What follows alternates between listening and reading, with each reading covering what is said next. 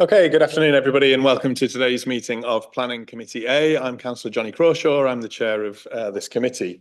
On my right is Becky Eads, who is the head of planning, and to the right of her is Natalie Scoley, who is the senior planning officer, and she'll be the lead planning officer on the two applications that we're going through today. To my left is Ange Bealby from Democratic Services, and to the left of Ange is Sandra Brannigan, who's the senior lawyer. Down either sides of the table are the members of the committee. Just some bits of housekeeping before we get started. If I can just remind everybody, if you've got your mobile phones with you, please make sure that that's turned off or on silent. We're not expecting any fire alarms. If the alarms do go off, members of the public who are here will guide you out of the building. If any members of the public need the toilet during the hearing, behind me over my left shoulder are doors through to the toilets, but members of the committee are not allowed to leave the table unless it's during an adjournment.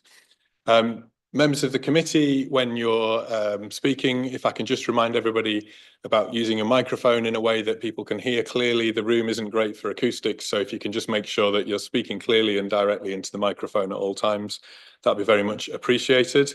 And I'll just highlight as well that people do sometimes comment that some members of the committee have laptops and some don't. That's because some members of the committee prefer to use paper copies of the report and some members prefer to have them online on the PDF versions. In terms of how the meeting will run today, this is a business meeting of the council that's held in public rather than a public meeting. So there are some very distinct sections where we allow public participation, but out width of those sections, if I can please ask members of the public not to make any attempt to contact or address members of the committee. It is likely that we will take an adjournment between the two agenda items, and I'll be keeping an eye on the time just to make sure that we take appropriate adjournments if any of the items are taking a long time to get through. If and when we do take an adjournment, again, if I can remind everybody present, members of the committee shouldn't be discussing anything to do with the application with each other during those adjournments, and members of the public, again, please don't make any attempt to contact or speak to members of the committee when we're between or partway through discussing items. In terms of each individual item, we follow the same process every time, which is that I'll first invite officers to talk us through the plans. The committee will then have the opportunity to ask any points of clarification over the plans. So that's specific details on the plans themselves. And then I'll ask officers to provide us with any updates to the report that's been published in advance of the meeting. We then move to a public participation where members of the public who've registered to speak are invited to address the committee, and members of the committee have an opportunity to ask any questions of those people speaking to the committee. We then move to member questions, which is the opportunity for members to ask questions of the officers who've drawn up the report on any aspects of the report or anything that may have been introduced by members of the public. And then we move into debate where we discuss the merits of the application and any points of contention before considering the officer recommendation. If the officer recommendation isn't accepted, and only if it's not accepted, we then go on to consider if there is anything else that we wish to do with the application in terms of how it's dealt with today. I'm just going to, just before we begin, just remind everybody that the role of the committee is not to scrutinise every last detail of the schemes that are put before us, but rather to come to a considered opinion on the overall planning balance, assessing the planning issues that have been set out to us in the report. The reports that we receive contain summary positions from a range of different contributors. There'll have been quite a lot of detailed discussions and conversations that have gone on prior to the positions being reached, and it's the view of the Planning Authority that the reports contain all the information that we require as a committee in order to be able to make a robust decision. Likewise, when we're asking questions of officers, when they're giving their response, these are professional opinions based on qualifications, knowledge and experience. So I'm saying all of this not in any way to inhibit questioning or debate, but just need to keep that in mind when we're thinking about the lines of questioning that we're going down, and whether or not it's something that would be an overall change in terms of our balanced opinion on the overall outcome of the application.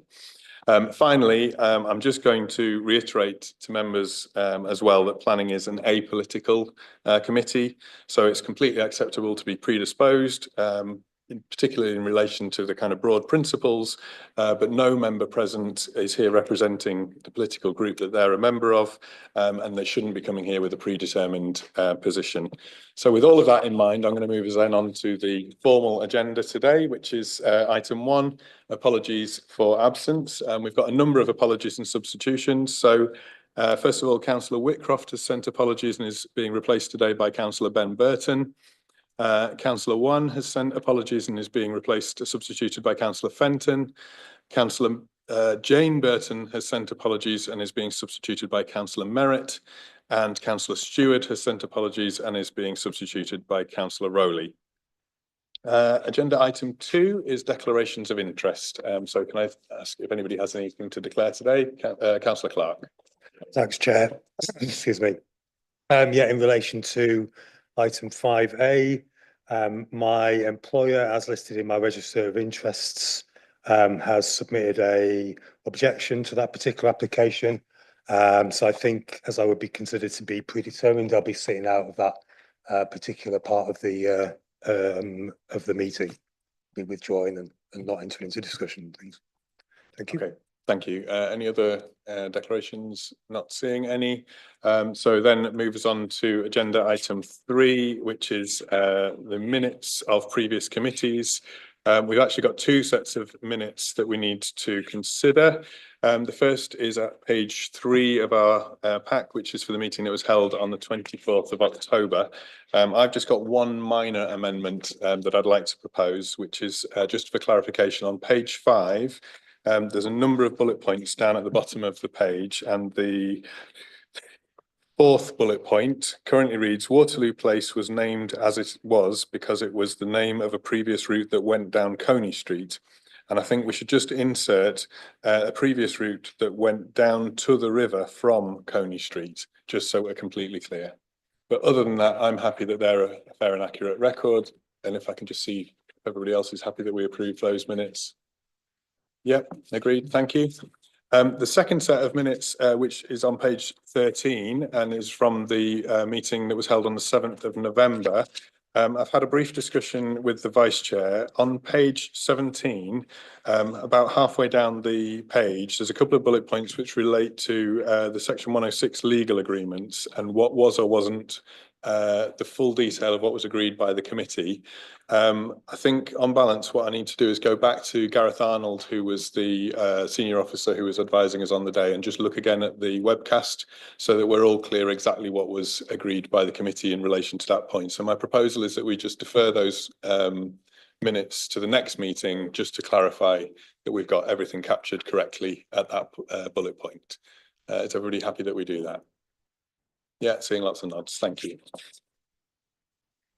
Okay, so agenda item 4 is the general remit public participation for this committee, but we haven't had anybody register under the general remit, so I can move us straight on then to agenda item 5A, which is the application at land lying to the northwest of Murton Way. And I'll just note that Councillor Clark is withdrawing from the meeting. We will do our best to remember to call you back after the meeting. This item has been completed, and if I can invite Becky to talk us through the plans, please. Thank you, Chair. You're considering a full planning application for erection of a battery energy storage system with associated infrastructure, site levelling works, access, landscaping, and ancillary works at land lying to the northwest of Murton Way, York. You can see the site location plan in front of you with the red line here. These are all available in your agenda packs. This is the proposed site access here. View towards the eastern boundary of the site, towards the proposed access. View towards the site with the industrial estate and traveller site beyond. This is the existing site layout that you can see here. And this is a proposed site layout plan where you can see this battery storage area in here. And this is the proposed landscape master plan again. Existing fields surrounding and the position of the battery storage in here. And this is the contextual elevation plan. So this is what it will look like. These are your elevation plans that you need to base the decision on. And again, further elevation plans here. This is a photo montage. What I would say is these aren't elevation plans. You need to base your decision, as I always tell you, on the scaled elevation plans. Again, a photo montage from Murton Way, looking northwest. Again, a site entrance. Again, these are, you need to base your decision on elevation plans. But these are here to help. I'm just going to go back to the site location plan, which is that one. I think that one's the best one for you to consider. Okay. Okay, so members, if there's any questions on the detail of the plans, Councillor Eyre. Thank you, Chair. I spent quite a while trying to work out the location because I didn't realise traveller site was there. Can you just clarify sort of the location? Because I think the traveller site is, there's part of the traveller site next to this. So the main part of the traveller site is that bit you marked there, and then it does come to that smaller section abutting the red line. Yeah. And do you know where the proposed extension to that traveller site would sit? Is it that? I can't remember. Sorry. We haven't got anything in the planning system at the moment, so I don't have that knowledge at this moment in time.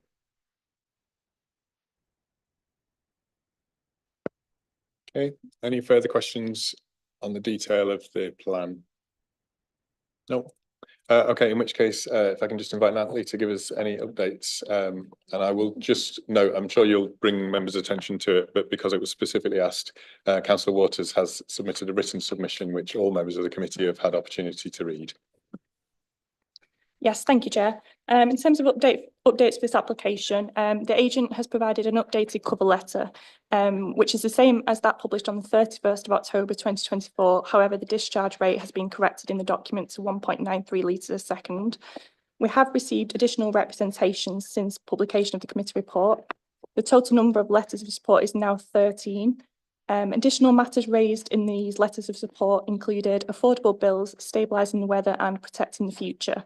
We have also received an additional petition from a Shared Voices email address, which contains 37 letters of support.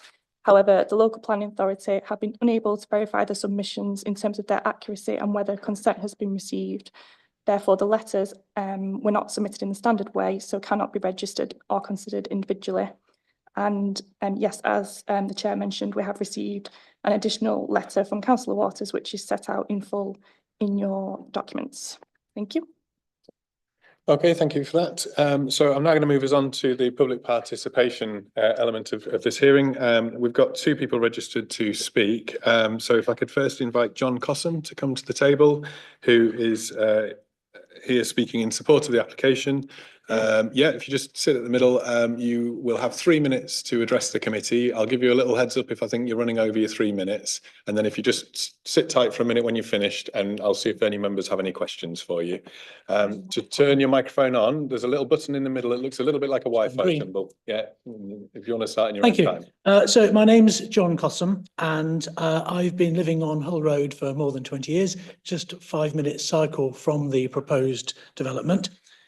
And I think some of you will know, I've spent the whole of my adult life trying to be as green as possible and as low carbon and as eco-friendly. It's very important to me. And I've had some success in doing that. One of the main, there are several things that block people going green and stop people being eco-friendly. There's behavioural changes they find difficult to make. There's technological changes, and then there's structural kind of bigger things that society has put in place. The battery farm addresses 2 of those. We have the technology. This technology works. Structurally, what we need to put battery farms in because we don't currently have a good way of storing electricity. There are 1 or 2 places around the UK that can store electricity, but batteries are an excellent way of doing it. Currently, the electrical grid is when it's at peak demand, we switch on gas-fired power stations to supply the demand. And when there's very little demand, and the wind turbines are spinning quickly and the sun is shining brightly, we actually switch off wind turbines because we don't need that electricity when we've got a lower demand. So this battery farm would allow us to absorb the spare electricity when there's low demand and we're generating it using renewables, and then give that out instead of switching on the gas-fired power stations. I would remind you, and this is really important, we're in a climate emergency. The council has agreed that we're in a climate emergency. The government has agreed that we're in a climate emergency. Globally, we're talking about a very, very severe emergency that threatens a lot of us and our grandchildren. In an emergency, we don't faff around at the edges. We don't stop and admire the view. We don't decide which of the little things to pick up. We get on with it. We go and we solve that problem. We run away, or we put things in immediately to solve the problem. You have about 30 seconds left. The battery farm doesn't need to be situated next to renewable energy. Okay, it's a grid. So wherever we have renewable energy being generated and there's more of it than we need, it can go into the batteries and then it can be delivered when there's peak demand. The agricultural land is not very special. The area is not a site of special scientific interest or outstanding natural beauty. And I urge you to go past your old-fashioned ways of looking at planning and actually say, yes, we need this. So please, will you go against what the planning officer has recommended and vote for this to actually be put into place. Okay, Thank you. Thank you very much. Quite Right, excited just, to stay here. just stay put for a second. Members, are there any questions that you want to ask of Mr. Cossum? No? Not seeing any. So thank you very much for your time. If you'd like to take your seat back in the public gallery. And next, if I could invite Stephen Goff, who is the applicant in support. And again, Mr. Goff, you have 3 minutes to address the committee. I'll give you a heads up if I think you're running over your time. And then if you could just stay put and be prepared to answer any questions from members.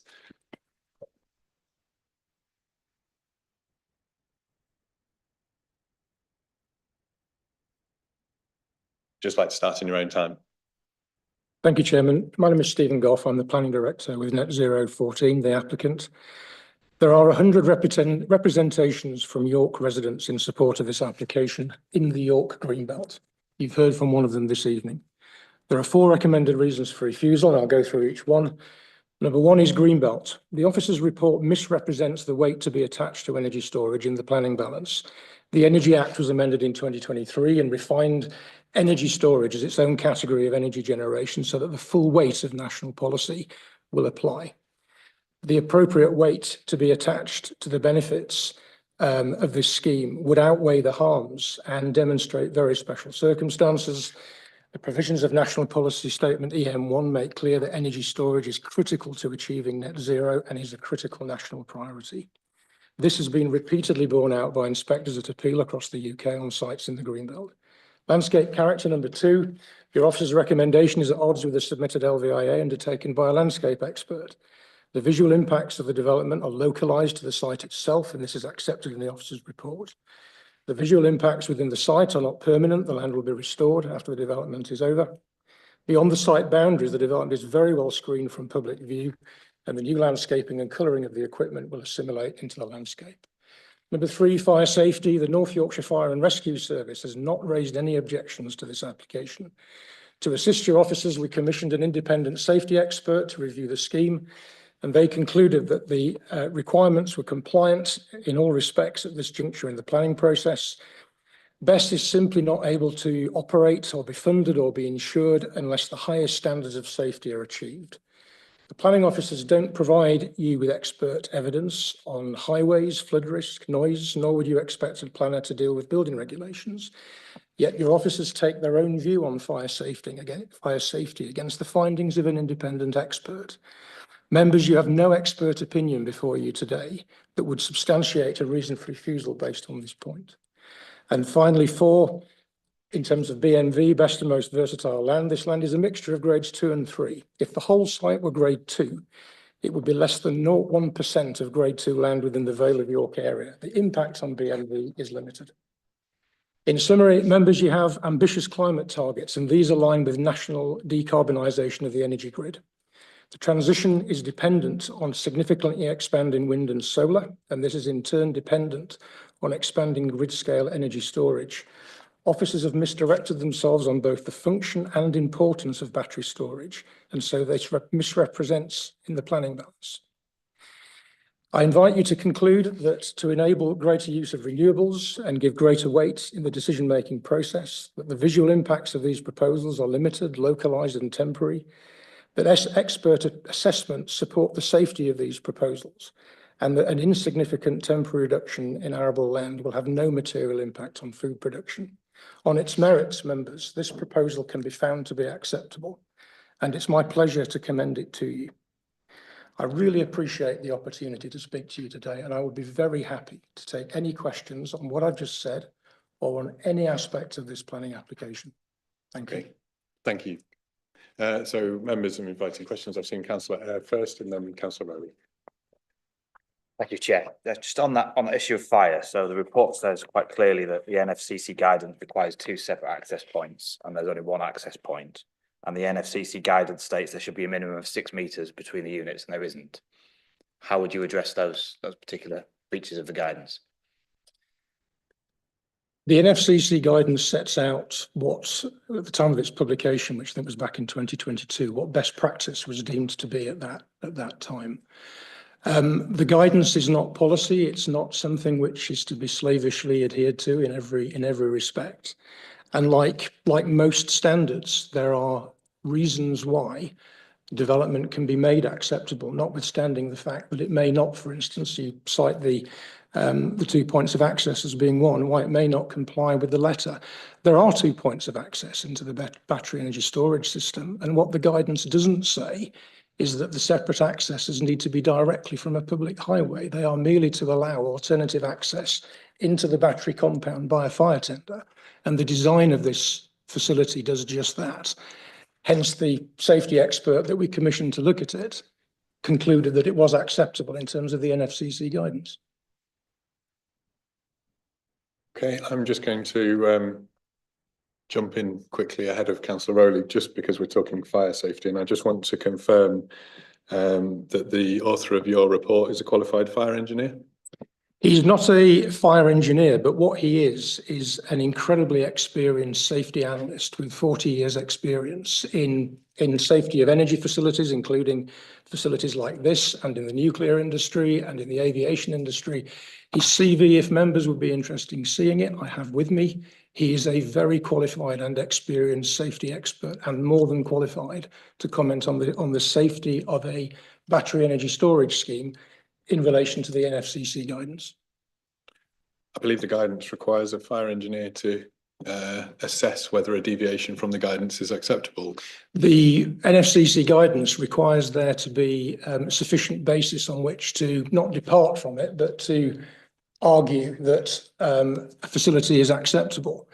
And the manufacturer's guidance for the equipment that will be used here is principally what we've followed, and the specialist that we've used has taken that into consideration as well. I mean, I would reiterate that the North Yorkshire Fire and Rescue Service had the opportunity to comment on this application, and they have raised no objection. I think, just for the point of clarity, I appreciate you're absolutely correct. They haven't raised objection, nor have they raised support. They've merely referred to the guidance and requested that the guidance be applied. I think that that's a slightly different thing than saying that there's no objection. No, I appreciate that, but we can, I think, take the principle very safely that had they meant to object, they would have done. Okay. Councillor Rowley. Thank you, Chair. It's just a point of clarification for me, and forgive me, it may well be in the application, but I've not noticed it. Our public speaker referred to the fact that these storage units don't need to be near a renewable source. I'm just curious, how is the electricity sent to these storage units? Is it done by overhead line, underground line? How's it done? So the feed to the battery system will be via underground cable, and that will take electricity from the Osbaldwick substation, which in turn takes electricity from the grid. The connection here, which we have approval for in 2026, is a connection to the local distribution network. So the DNO for this site, the operator for the district network, this site, has approved the connection. So this is not a transmission connection. This is not a connection that goes UK-wide in the transmission network. This is a connection to the local distribution network, which will effectively serve the residents of York. But to answer your question, the underground cable goes from the batteries to the Osbaldwick site. So again, thank you, Chair. So on page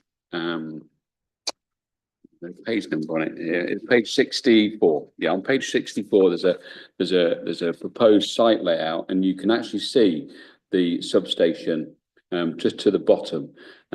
So you're going to take an underground line from that substation. Would it be a direct underground line? What's necessary in terms of construction to get that underground cable through? How will it affect the areas that it's going to go across? I'm not entirely clear which substation you're pointing to. You're talking about the Osbaldwick. The Osbaldwick one here at the bottom. Yeah. Okay. So the proposal is to cable the battery storage system to the Osbaldwick substation, going along the access to the site onto Murton Way, and then to run cables along Murton Way to the Osbaldwick substation site through the public highway. And my last supplementary question, Chair, if I might. So disruption I appreciate you talking about underground cabling, but to get that underground cabling in place, will there be any disruption to the infrastructure that's currently there whilst you're attempting to get this? And if that is the case, how will reparation of that surface be made? Yeah, so there's no disruption to any other infrastructure.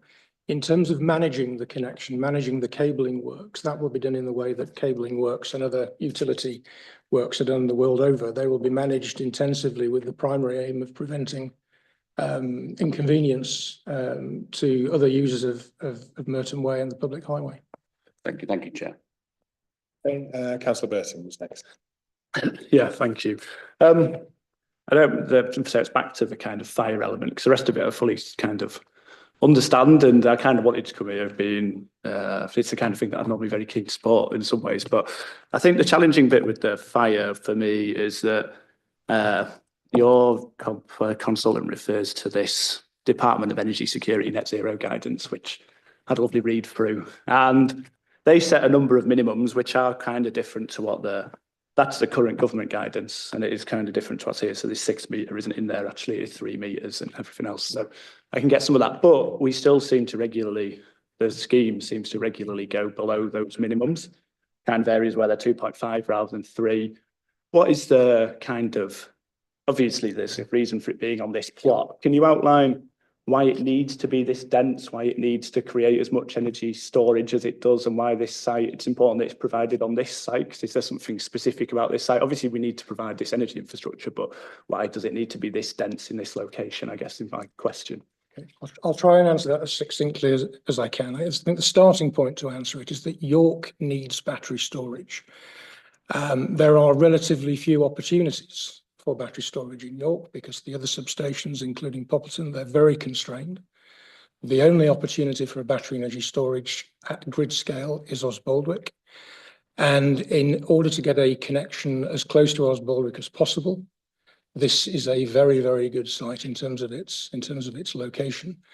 It also performs really well in terms of how it relates to its neighbours. You know, it is sufficiently divorced from its neighbours to not present any form of environmental difficulty for either residential or employment uses around it. So as a location and fulfilling a need which the city has and which the distribution network, which I mentioned earlier, has, it performs very well.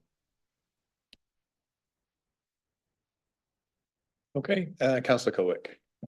Thank you, Chair. My question was very similar, but just as a supplementary to that, can you say a little more about what other sites have been explored? So when we embark on a process like this, the starting point is to understand the connection capacity within the distribution network. So we know, because we have an approval for a connection, 100 megawatt connection, we know that there is capacity here. We then do a very thorough exercise in terms of looking at sites. And in terms of looking at sites, we pick up some of the physical characteristics, which I mentioned a moment ago, about how it sits and how it relates to uses around it. And obviously there is the small matter of whether the owners of the sites are willing to work with us to accept a battery storage site or not. So when you have a proposal in front of you like this one today, we've already sorted out the technical aspects of a grid connection. We've sorted out control over the land, so we know we can deliver it. The only outstanding point here in terms of getting this connection in 2026 is planning permission. Councillor Fenton. Thank you. Just going back to the issue of NFCC guidance and spacing between units. Are there other sites you've been involved in or other sites you've delivered that are configured similarly, or is this, I was trying to get an idea of to what extent this is an outlier in terms of the spacing and the sort of clear non-compliance with guidance? Yeah, all the sites that we are dealing with are designed along a similar arrangement to this one. So we've got consent recently for 2 sites, one up in in Cumbria and one in the Midlands in South Staffordshire, which were designed pretty much identical to this one. We're promoting sites at the moment in various authorities which are designed in a similar way. And the NFCC guidance, which is a 2022 document, is itself moving along. The revision to it is not formally published yet, but it's imminent. And it's interesting that in the draft document, the NFCC actually reduce a number of their dimensions on battery spacing. They increase the dimension from batteries to boundaries, but they decrease the 6 meter distance, which is mentioned in the 2022 document. My reading of that is that it never was the intention that every single battery would need to be 6 meters away from the next one. And so you'll see from the design that you had on the screen a moment ago, this design employs a series of clusters, and between clusters you have six meters, but you then have a smaller distance between the batteries themselves, and all that satisfies the manufacturer's requirements and the requirements of people like GM Global, who are a worldwide advisor on battery energy storage design. Councillor Eyre, I think you had a supplementary on that. I was just checking out time. So it's 23, the governance is not that particularly old. It's only about 18 months old, and the new one's coming imminently. Did you give any consideration, if you were confident that all of these issues would go away with the new guidance? Did you give consideration of waiting for the new guidance to come out in your application? Well, you've heard it from the previous speaker. You'll hear it from me again. There is a pressure on getting battery energy storage schemes connected to the grid. So because of the design and the way that we've done it and the way that we have independently analysed its compliance, I would say to you on that we have done sufficient diligence to demonstrate that it's safe. And we've got on with the job of putting it in front of you as a planning authority, because what we're really trying to do here is improve connected capacity in battery storage. But waiting 3 months and getting it approved under new guidance would surely be a much quicker process than risking refusal and then potentially another 18 months. So the expedience would have been to wait for the new guidance that would have proved you correct. Well, we have done what we're encouraged to do by government, which is to get on with the job of getting connected battery storage improved. Okay, Councillor Merritt. Yes, you referred when you did your introductory remarks to planning appeals that were upheld by the inspectorate. Did any of those appeals include sensitive greenbelt sites like this, where they were upheld? The ones that I alluded to in my opening, all of them were greenbelt sites. Your officers have a copy of a document which we submitted some time ago, which we called our planning balance statement, and that document sets out in detail each and every one of those appeal decisions which we believe are material to the consideration of this application. And what they demonstrate is that appeal inspectors are very, very happy to weigh the planning balance and to take on board the importance of battery storage and its contribution to the transition to net zero, and to weigh it heavily in the planning balance. So your officers already have that information in front of them. Okay, I think one final question from me, and it's just around policy and application of policy. And I think you mentioned that you felt that the planning officers had not applied the policy around green energy production being a very special circumstance in the green belt appropriately, because you felt that the battery storage meets that as well. And I think the contention is that there's a distinction between a battery storage which is directly linked to a green energy production, yep, and a battery storage which is linked to the grid, and yep, therefore could quite conceivably be storing energy that's been generated through a gas or other fossil fuel storage. Yep. I just wanted to understand your argument as to why the way in which the officers have applied the policy, yep, you believe doesn't apply. Yeah, it's quite a common question that's posed on this point. The Energy Act was changed in 23 specifically to make energy storage its own category of renewable energy generation, specifically to bring the weight of that national policy behind it. I think to answer your question, we are in a transition. So in that transition, as we stand at the moment, we have electricity in the grid, which is generated through fossil fuel generation. We have electricity generated through renewables. So a facility like this today would receive both.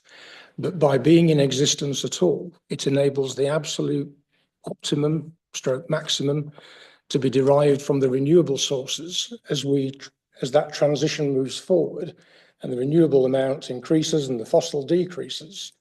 The value of energy storage systems like this will come into its own. So it's a fair question to put, but it's a moment in time. There is absolutely no workable solution that waits until all the fossil is gone and all the energy is delivered via renewable to then start thinking about approving battery systems.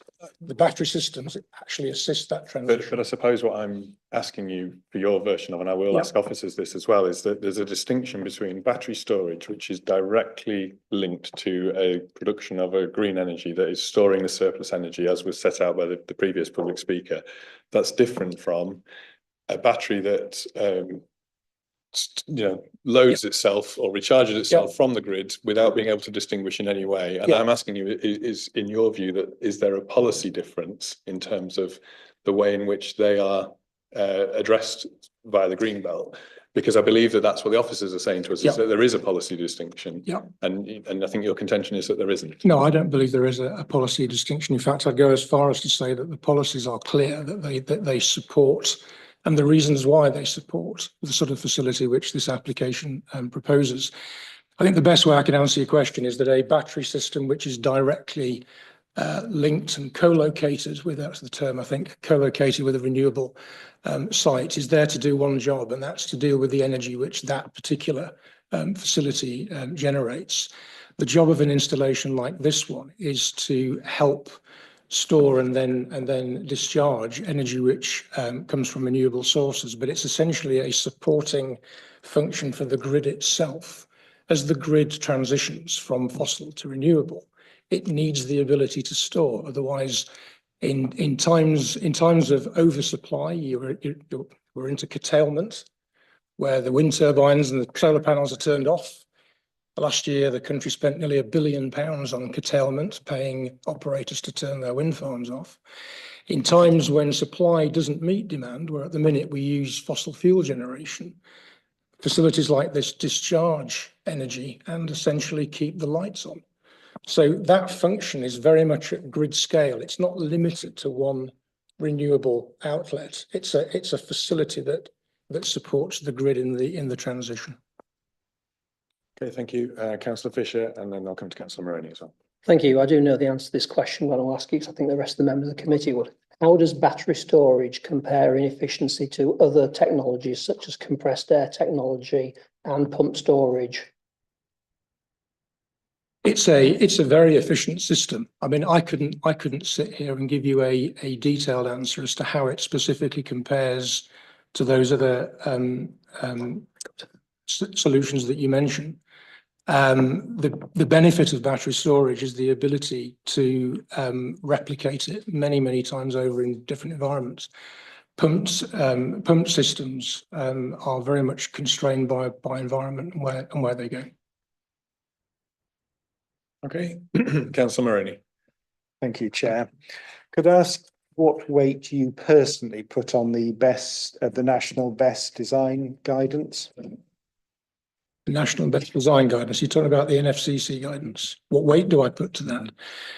It is the significant piece of guidance for safety when it comes to battery energy storage systems, but it's guidance. It's not policy. It's not every single letter of that guidance must be complied with. It's a best practice document which operators and developers like ourselves are asked to follow, but it allows for matters to be taken in the round by experts who assess the proposal and conclude that they're safe, which is what we have here. The assessor has looked at the manufacturer's specification, he's looked at the NFCC guidance and concluded that for the purposes of a planning application, bearing in mind after planning, there are 4 or 5 further steps in terms of control over these sites by non-planning regulators.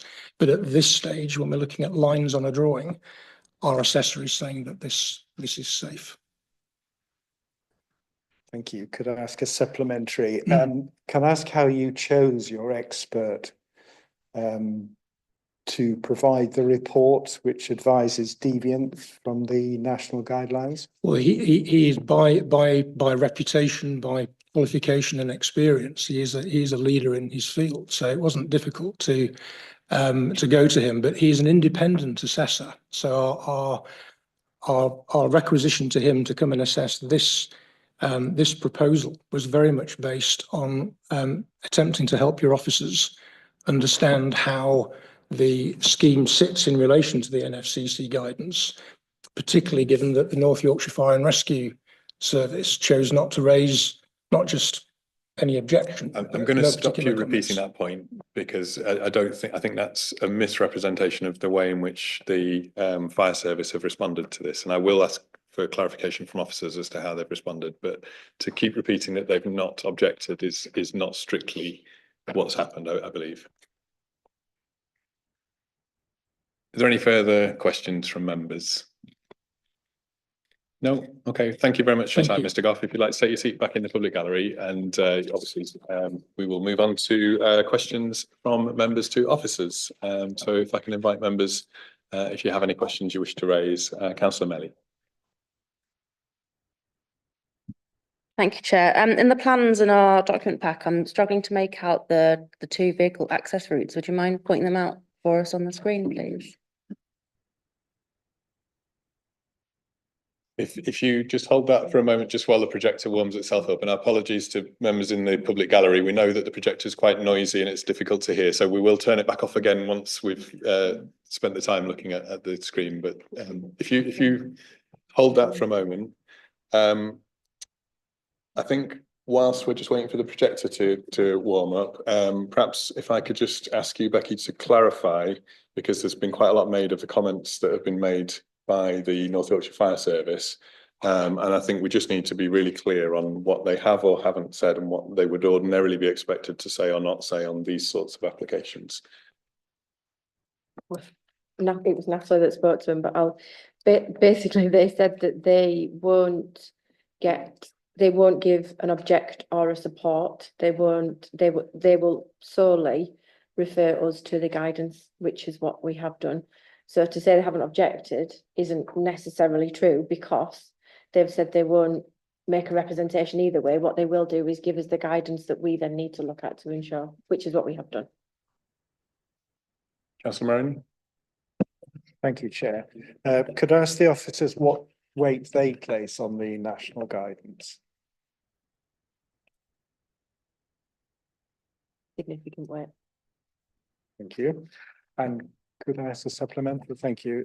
Similar question to ask the applicant. Do you have any comments on the expert that the applicant commissioned to produce a report on whether the national guidelines could be modified? Yeah, so we set this out at 5.50. We put the evidence is provided by a principal consultant at a risk consultant firm. The local planning authority not convinced by this evidence, and it is unclear whether the author is a fire engineer. So we didn't think, well, the guidance does specifically say if you want to deviate it, a fire engineer has to design the scheme if it's a deviation, and we don't consider that a principal consultant at a risk consultancy firm meets that definition of a fire engineer. Okay, thank you. I think the projector is up and running now. So, Councillor Melly, sorry, Councillor Merritt, was that supplementary to what we were just discussing on? Okay, in which case I will add you to my list. Councillor Melly. It was about the vehicle access routes. So you can probably see it better on here. Well, if I go to this one, this is the yellow access into the site here. Along here, there is only this one access with vehicular access. Obviously, if you look here, there's two vehicular accesses, one this way and this way. Can you see that? Yeah, you can. Perfect. But in terms of actual access, it's along here. So would you describe that as one access point to the site as a whole, but two accesses to the battery kind of compound area? Or do you consider that to only be one access according to the guidance? We've done one access according to the guidance. Okay, thanks. Okay, councillor Eyre, was that supplementary on this? It was Yeah. just that point of clarity that any fire engine wishing to access the site in the case of fire would have to come down that lane. Yeah. And the applicant's argument is that if one end of it was on fire, that people could go north round it, and that's what their clarification of two access is, that, well, you could access it from the north or the south, but the ambulance would have to get down that initial narrow lane. That's the only route a fire engine can get in and out of that site. Okay, councillor Merritt. Yes, can I ask, in terms of the appeal decisions that the applicant says that they submitted and their pertinence to greenbelt situations, what's your interpretation of those and why they are different to the current application?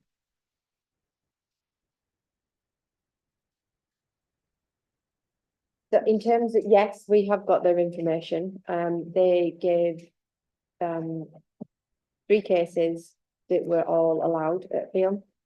Obviously, we've looked at others that were dismissed at appeal. So yes, we have it, and yes, we've looked at it.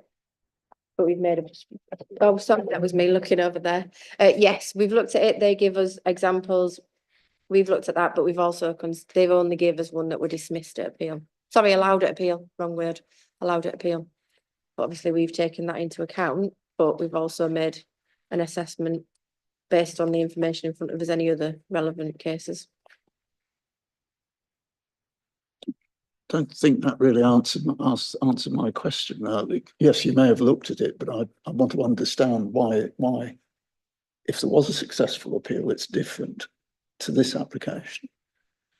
I didn't realise that was what you were asking. Different circumstances, each case on its own merits, as we say to you all the time. So they don't directly correspond to the reasons for refusal that, well, in terms of what we've refused it on. Yes, they are a consideration, but it's not the same set of circumstances that we have in front of us. Could I also ask a question about the national planning guidance in terms of these types of battery storages? Does the national, I haven't been able to find the relevant policy in it. Does it distinguish between energy storage, which is linked to sustainable energy generation, or is it just a generic policy in terms of storage, energy storage?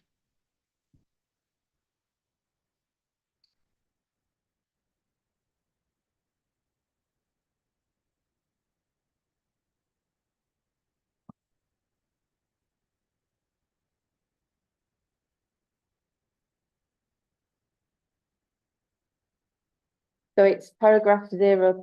So actually, if you just look at 5.3 of your agenda, and it quotes the right paragraph of the PPG, which states electricity storage can enable us to use energy more flexibly and decarbonise our energy system cost effectively.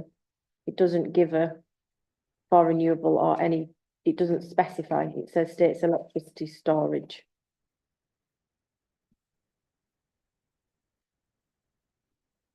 And what does the planning guidance say in relationship to energy storage applications within green belt situations, and what weight should or should not be applied to them?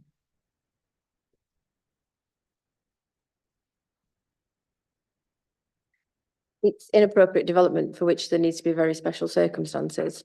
But in terms of the very special circumstances, it's then the weight that we give in terms of the energy storage that's the importance. But we've done that as part of the assessment. I think I'm probably going to just push a little bit at that as well, just because obviously you heard me asking the questions to the applicant, and it's just that understanding the distinction, because I think the report at page 35, which is sort of following on from that 5.3, is talking about not being able to distinguish that the storage is specifically renewable energy or otherwise. And we've had a couple of applications recently where the very special circumstances have been met because it is delivering green energy. And so the conclusion of this report seems to be that because we can't specify that it's green energy, that's what means that it doesn't carry the same weight under the special circumstances. Is that the sort of the nub of it, or is there anything more to understand about the way in which that policy has been applied?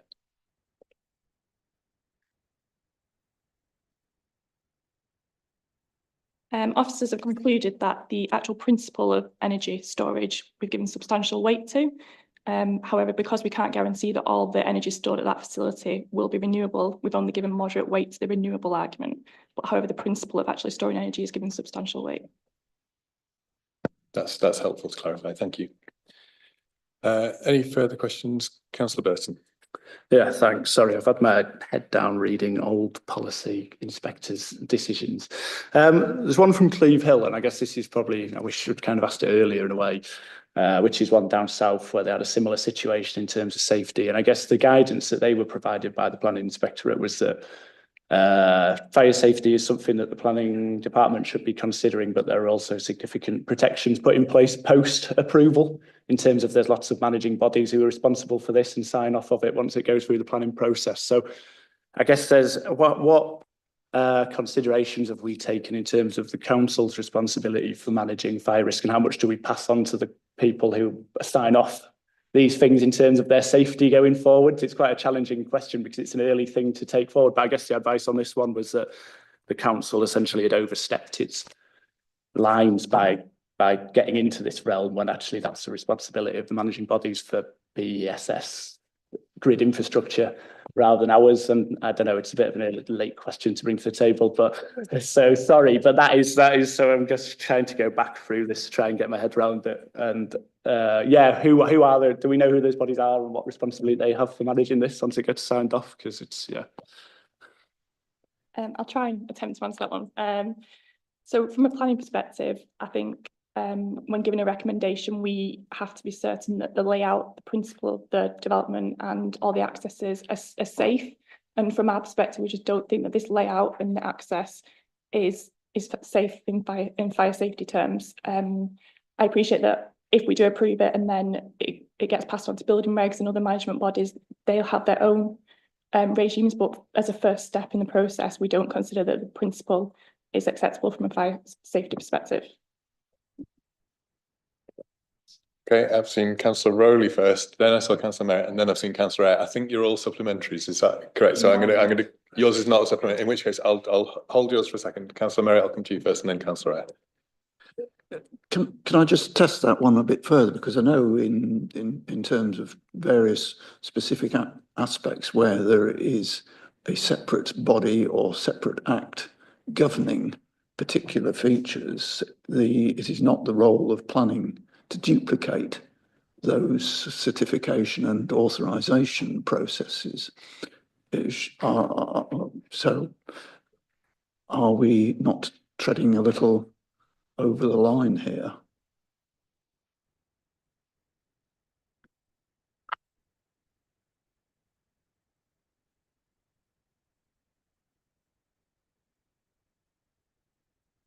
I think the simple answer to that is no, because we've got to take it into account. There is planning guidance as part of that we've got to take into account.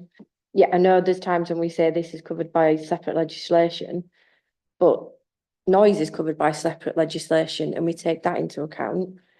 This is one of the things that we need to take into account at, like exactly as Natalie said, at this initial stage, we need to be confident we're approving something that doesn't cause an issue in terms of this, and we are at this stage we think this will.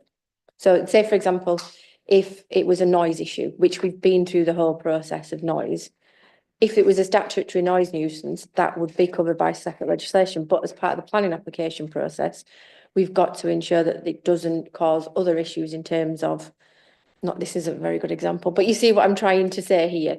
There is other legislation that covers certain things, but we have also got a responsibility as part of the planning process and the planning guidance to look at this, and that's why we've taken it into consideration. Anything further, I councillor? suppose the supplementary is when we're dealing with noise issues, we have specialist officers who advise us on appropriate noise levels. But in this instance, do we have our own specialist officers who have, in effect, given us the equivalent level of expert advice, as opposed to simply, you know, there is this guidance, as opposed to statutory standard that we have referred to, but we aren't experts in interpreting that. So the Fire and Rescue Service have been involved and they've told us what guidance is required to be looked at. So that's what we've then done. They won't do that for us, but they've told us what to look at. So that's what we've done. Yes, we haven't got a specific office. We don't have a fire officer to look at issues such as this, but that's why we've gone to the Fire and Rescue Service, who have then given us very clear guidance of what to look to, and that is how we've gone about it. Okay, councillor Eyre. Yeah, and I think this is why we could have had a lot more detailed information, because I've started looking at Clevehill now, and it's not something that we should really be comparing with. That was battery storage on a solar farm, and that was a committee going against their own expert advice, which said it was safe, and it was a committee that voted against the council's own independent advice. So that's not really what we're looking at here. My question was that bit about, well, the suggestion that you can regulate it afterwards. If approval is granted for what is in effect single access, which it can only ever be single access, they then would have permission to develop that out with single access, and nothing anybody could do could ever force them to. So if it is then looked at through the necessary regulation says actually that's not safe, you need 2 access points, they would have to come back to planning or something. They wouldn't, or there's no controls in there because they've got planning permission to access it on a single track lane. Yes. Okay, councillor Rowley. Thank you, Chair. I'm just wondering if the planning officer can just expand a little bit on 5.31 on page 40.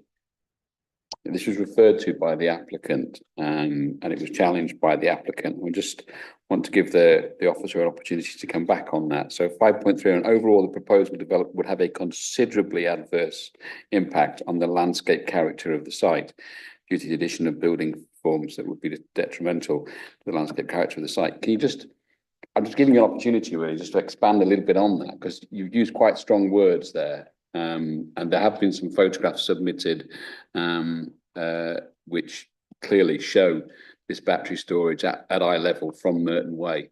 And so just giving you an opportunity just to expand on that if you would. So these comments are from our landscape architect. They're are they? 2 seconds. So 5.28 is a landscape officer. That's where they consider. Hang on, let me start again. I've not scrap that bit. Let me come back.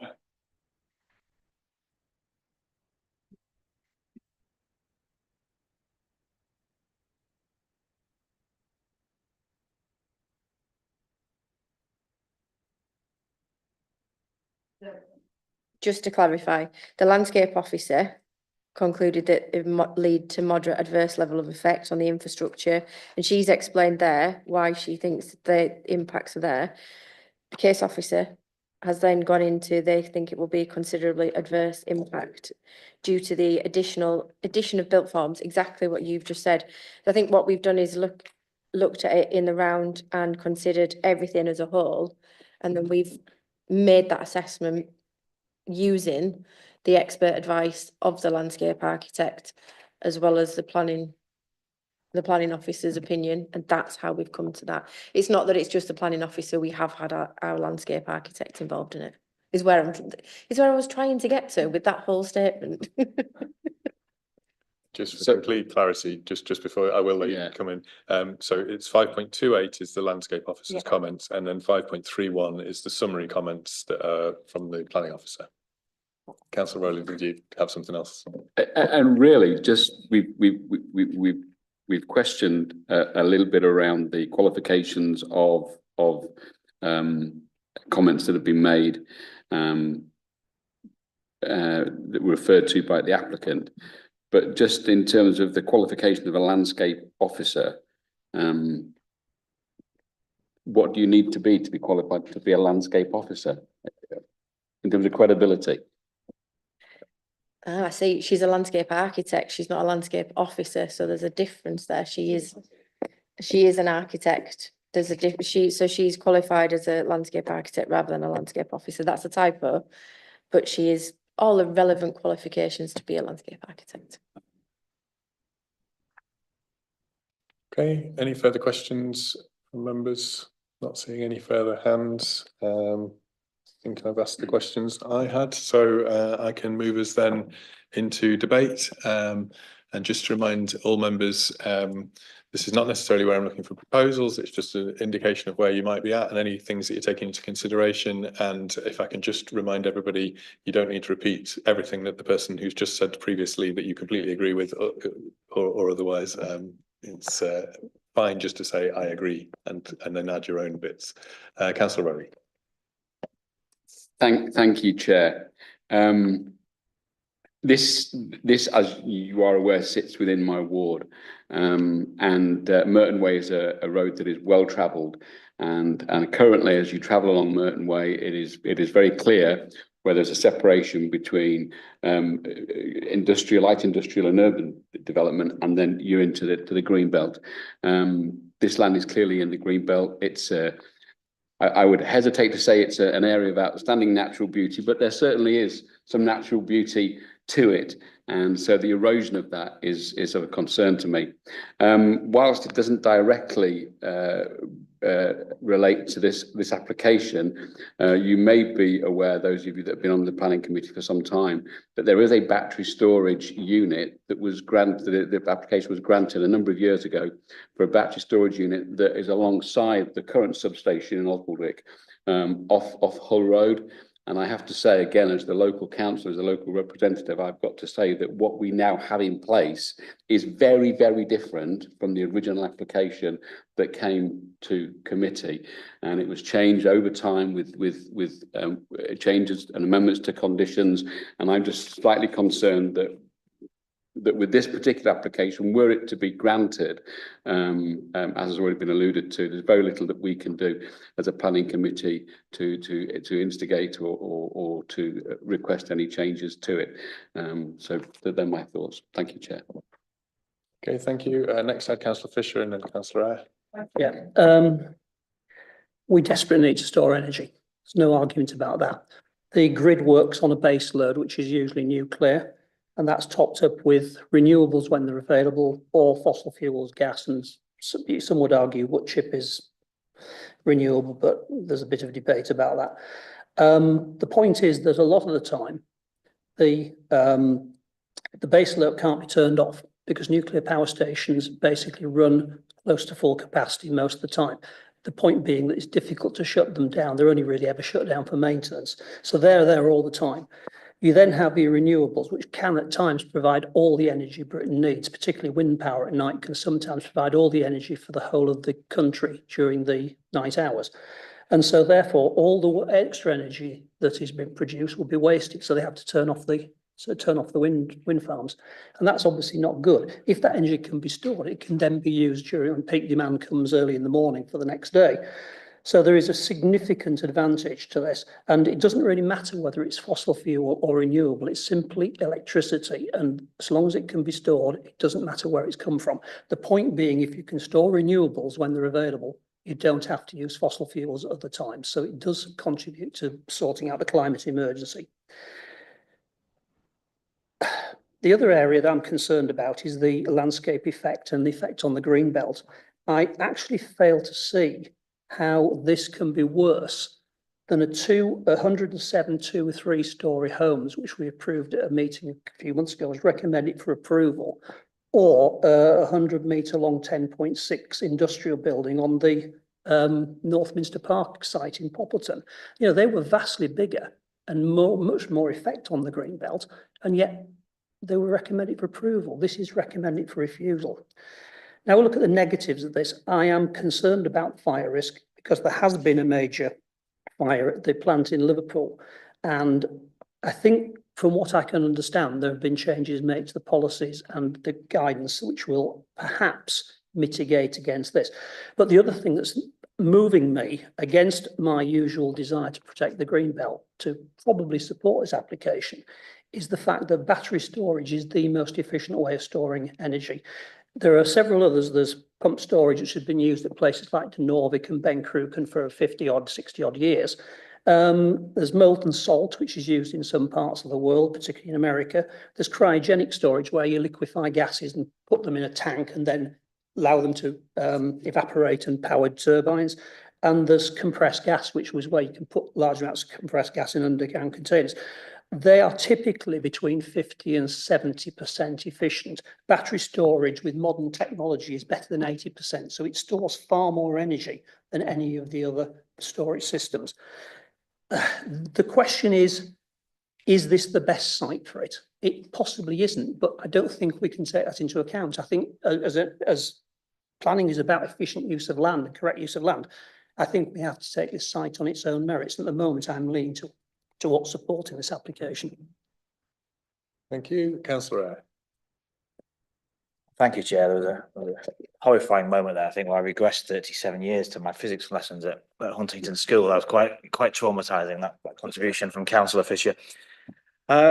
Listened intently to what's been happening on there. I think we have had a comprehensive report from officers. I think officers have done a very good job, and I've been listening intently to how those particular arguments have played out. I think there were numerous reasons for refusal, and I haven't really as yet heard any particular reasons for that. Obviously, that the green belt is a decision that in terms of the impact versus weighing that, but the sheer safety issues, there is no getting around the fact it is a very small single access to a site. And I think the answers that we were given in terms of that, I think if they were convinced it was acceptable, they would have hired a fire engineer as per the regulations to write the report and submit the report. I think it's telling that they chose not to do that because that would have cut that section of the argument out.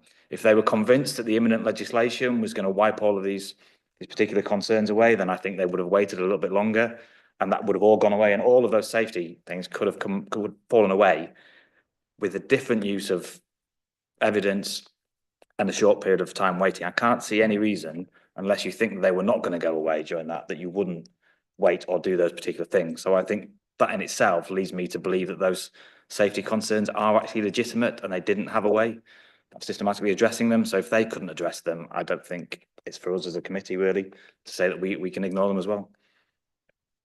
Thank you. Councillor Fenton.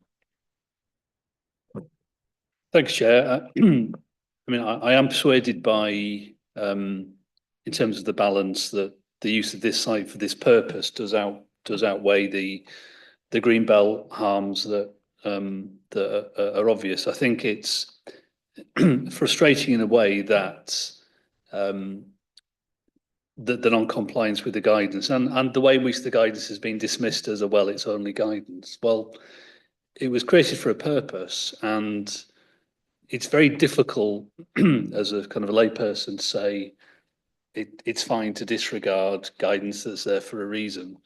So I think in a way, the applicant perhaps hasn't helped themselves by taking that approach. But you know, but I hear the points made by the public speaker in terms of the commitments we've made as an authority, as an individuals to take action in the face of the climate emergency. And you know, it's genuinely torn in terms of, do I think it's only guidance, it'll all be fine somehow, and that's what's making it difficult for me to support the application, which is really what I want to do.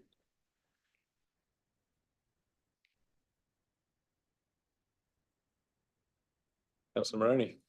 Thank you. I'll jump in. Not quite prepared, but yeah, I think the arguments on the side, I can empathise with absolutely every point that's been made.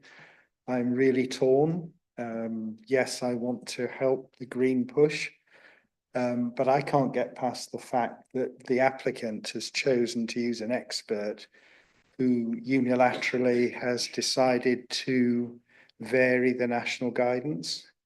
And I'm not aware of any strong arguments that have been proposed either beforehand, i.e. in the papers, or tonight to explain that. So that might lead on to next steps. Thank you, Chair. Okay.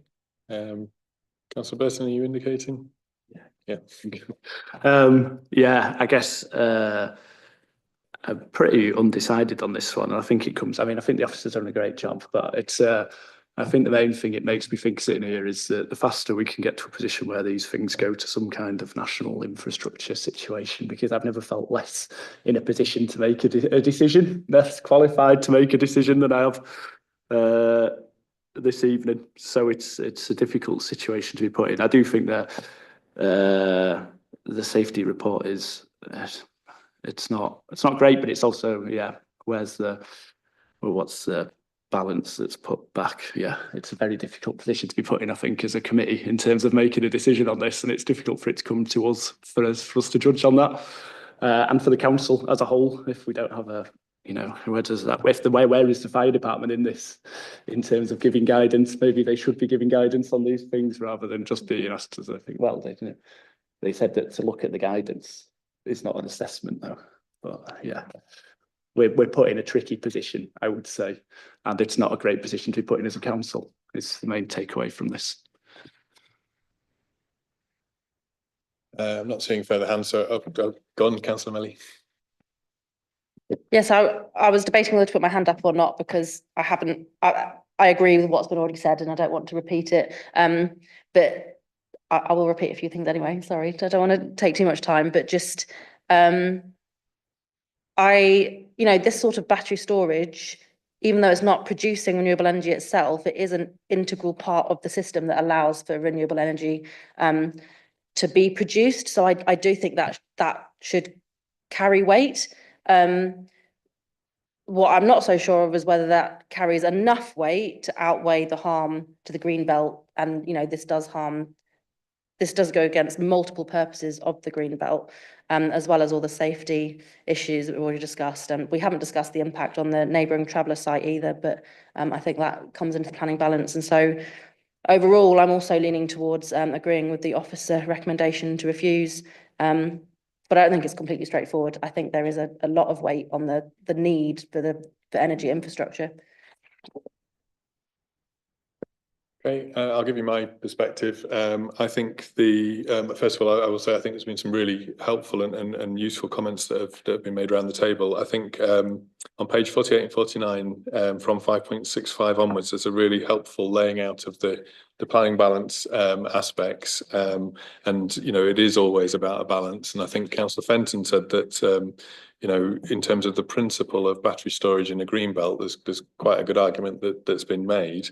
But I think it's very, very hard to overlook the issues around fire safety. I think I'm mindful of the fact that quite early on in the NPPF, it makes clear that the onus is on the planning authority to find ways to approve or to recommend approval for applications. And that leads me to conclude that actually officers, I think, will have done all that they can to see that the guidance is appropriately met if they felt that it was appropriate to deviate from that. And the fact that they haven't done that and have actually raised quite significant concerns around it and applied substantial weight to that, I think is significant in the overall planning balance.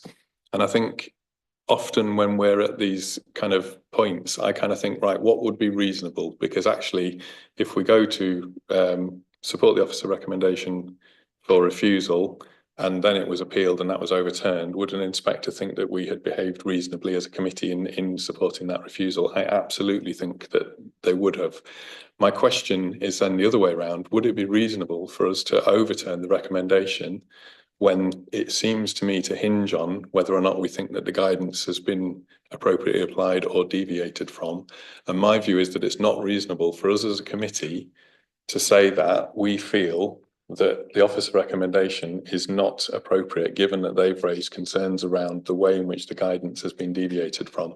So my view is that we should to do anything other than to go with the officer recommendation would be difficult, notwithstanding that you can't appeal against an approval. But if it was the other way around and we were trying to defend it, I think we would have potentially acted unreasonably. So for that reason, my view is that we should be supporting the officer recommendation. But I think it's been quite clear from all of the comments that have been made that we all absolutely understand the need for battery storage as part of the green energy solution. And we also understand that there are times when, even if it is a greenbelt development, there are very special circumstances which can outweigh the protection of the green belt when it is addressing things like the climate emergency. So that's where I'm at in terms of what I think we should be doing with this application. And I'll move us on to seeking for proposals in a second. I don't know if you had a further comment to make, Councillor. Just one further comment. It's not just about the climate emergency, it's about Britain's energy security as well, which is an incredibly important thing. We talk about farmland and losing arable land. If we don't have security of energy, all the lights go out and people get extremely cold and die in their homes. So we have to bear that in mind as well. Yeah, I think that's a fair point. So I'm going to move us then on to considering the officer recommendation and looking for proposals. I can see Councillor Ayres hand first and Councillor Culloch, I see you second. Happy to propose the officer recommendation. Thank you, Chair. I'm also willing to support the officer's recommendation, but I do so with something of a heavy heart, as I think we all do. And as I say it, I hope that rather than going to appeal, which of course the applicant might well do, that the applicant might consider putting in a further application supported by a report by a qualified fire engineer, which then I think would help us to make our considerations. But I will be supporting the officer's recommendation. Thank you for that, Councillor Culloch. Is there any further comments that anybody else wishes to make, or are you happy that we go to the vote as it has been proposed and seconded? Sandra, did you want to add something? Yes, Chair, if I may. In case it helps members, because some members have said that they're finding the planning balance difficult. Just to remind members, and members are aware of the very special circumstances test, they're familiar with that from Greenbelt cases, but Greenbelt decisions are not supposed to be finely balanced. Because the planning policy is very clear and it's set out in paragraph 5.8 of the officer report, is that in order for very special circumstances to exist, which must in a greenbelt case, is that the benefits have to clearly outweigh the harms. So it's not just outweigh, it's not an on balance. It's not just an on balance test. It's the benefits have to very clearly outweigh all of the harms to the greenbelt and the other harms. Hope that helps, Chair. Thank you. The word clearly is in the policy. Clearly outweigh. That is a very clear and very helpful intervention. Thank you. Thank you very much. I don't think I need to go to you to summarise the position, because I think it's very clear that it's been proposed and seconded that we support the officer recommendation to refuse. So if I can ask by show of hands, all of those who support the proposal to refuse the application, if you could raise your hands now.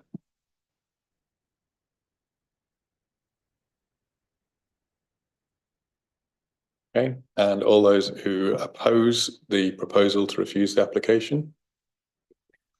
And any abstentions? Okay. So that's 6 supporting refusal, 2 against refusal, and 2 abstentions. Yeah. So therefore, the officer recommendation is supported and the application is refused. Thank you all for taking part in that. It's clearly quite a difficult discussion there towards the end.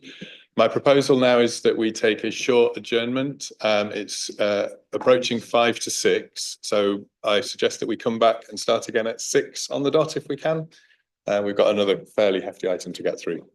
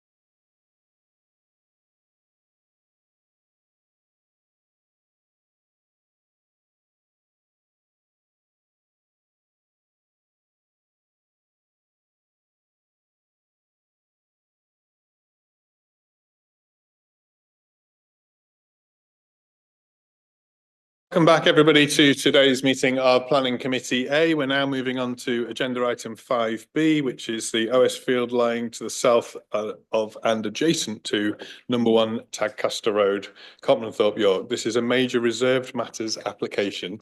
So before we get started, I'm just going to draw everybody's attention to page 78, paragraph 1.3, which sets out what we are and aren't limited to discussing as part of this determination.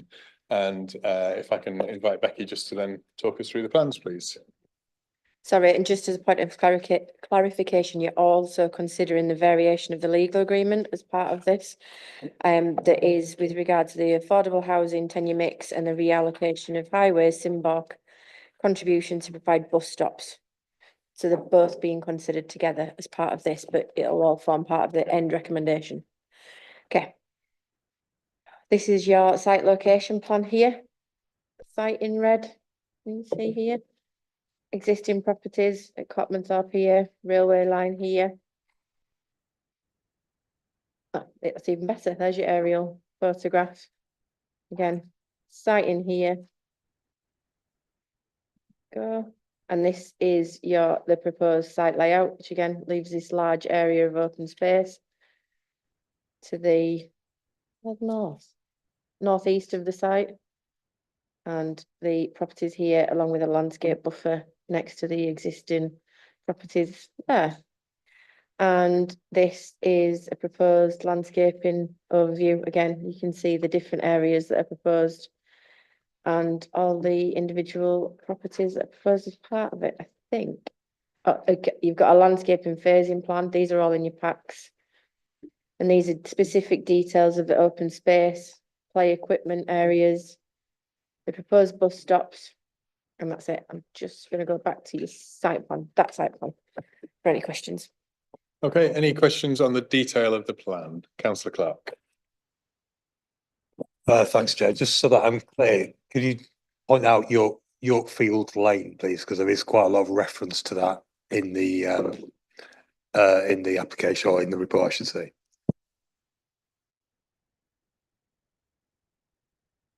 Thank you.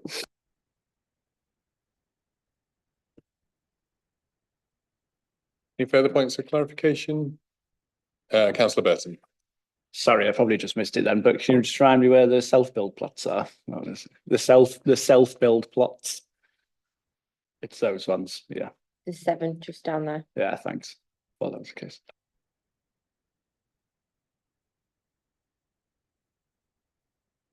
Down there. Can you see just down there? Okay, we all clear? Yep, thank you. Councillor Merritt. Yes, could I just declare a non-pecuniary interest in terms of being a member of the bus forum? Is the potential or the bus stops issue, which is something that the forum campaigns on generally. I was going to ask where, if you could just confirm where on the plan they are, and if that is what that crossing that appears sort of half greyed out is, and the relationship of that crossing point to where the proposed new bus stops are.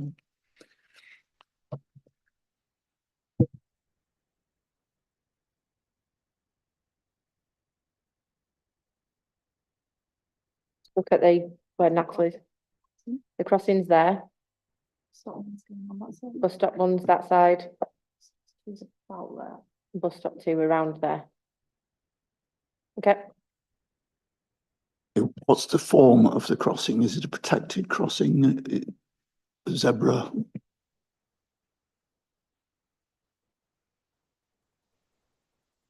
I'm Helen Versher, I'm head of highway access and development.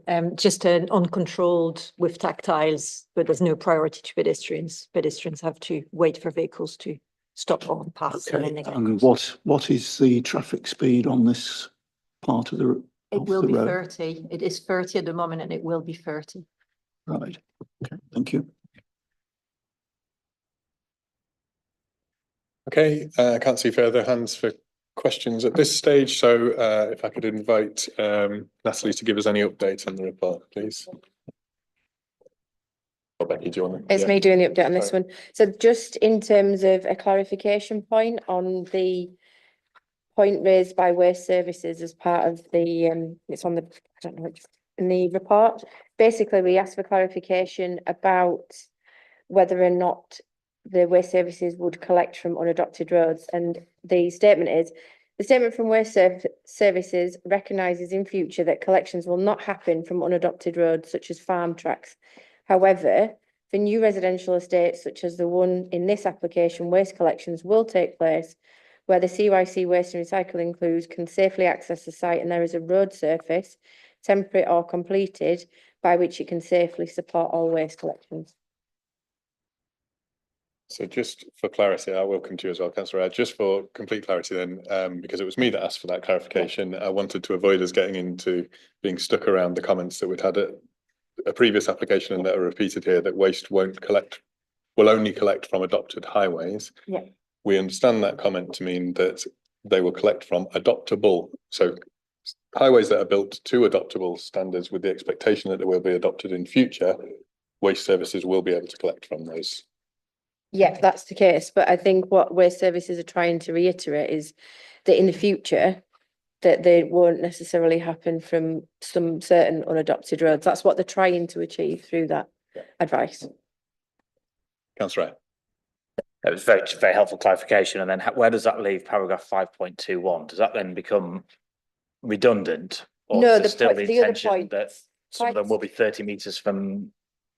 5.21, 2 seconds. If that's the one with the points in it, they're still in terms of the requirements for distances. Is that the one?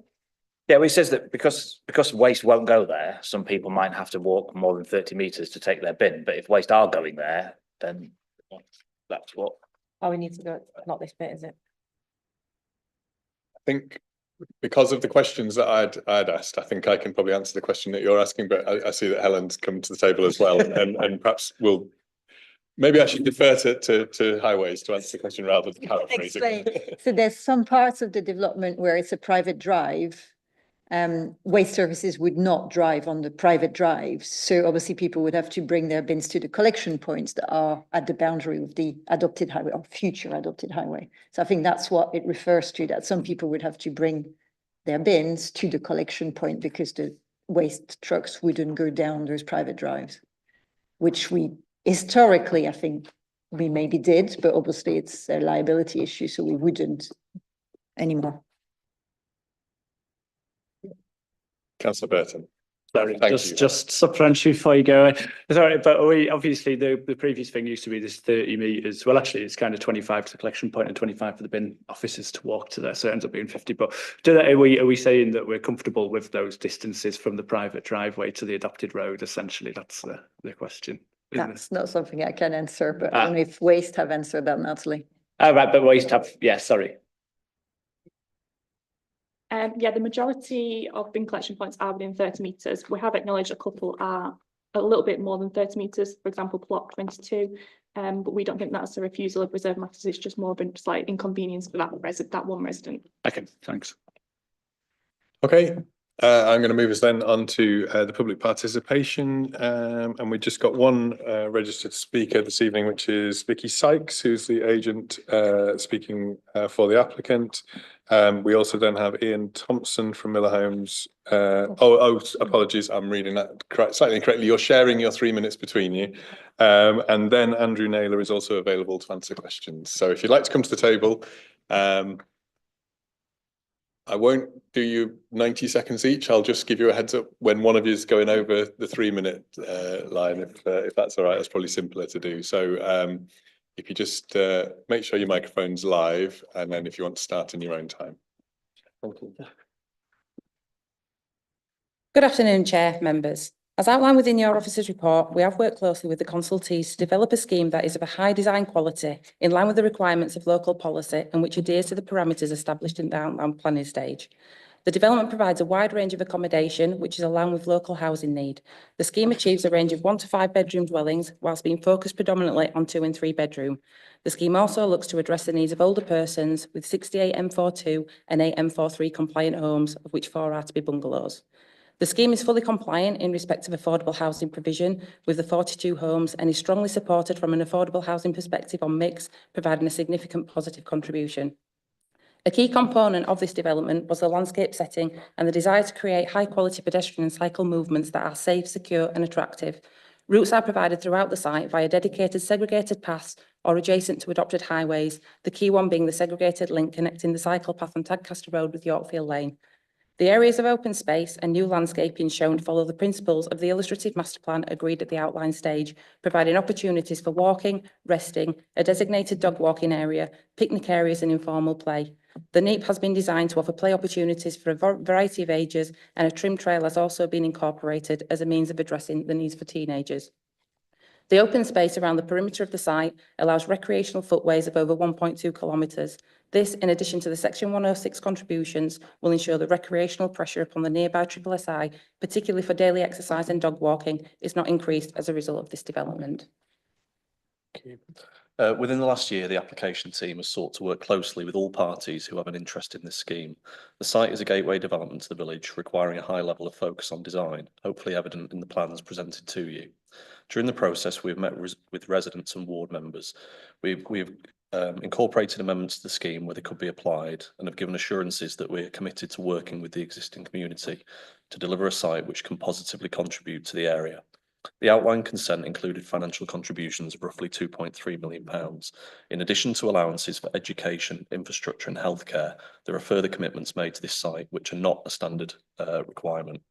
Miller Homes have committed nationally to the Homes for Nature scheme, an initiative developed to counter nature depletion and which includes for one bird nesting brick or box for every new home built and hedgehog highways on all developments as standard. Furthermore, whilst the outline consent was secured prior to the introduction of mandatory BNG, we've agreed with council officers that the scheme would provide for the required 10% enhancement. The actual designed enhancement stands at plus 55% for habitat units. Miller also undertook engagement with Network Rail in respect to the proposed relocation of the nearby level crossing. Those discussions ended following their public inquiry, but the development scheme does allow for access to deliver a footbridge should they wish to re-engage. The officer's recommendation for approval reflects 18 months of stakeholder engagement, and we respectfully ask committee members to take a balanced view as to whether this scheme can be authorised to proceed. Thank you.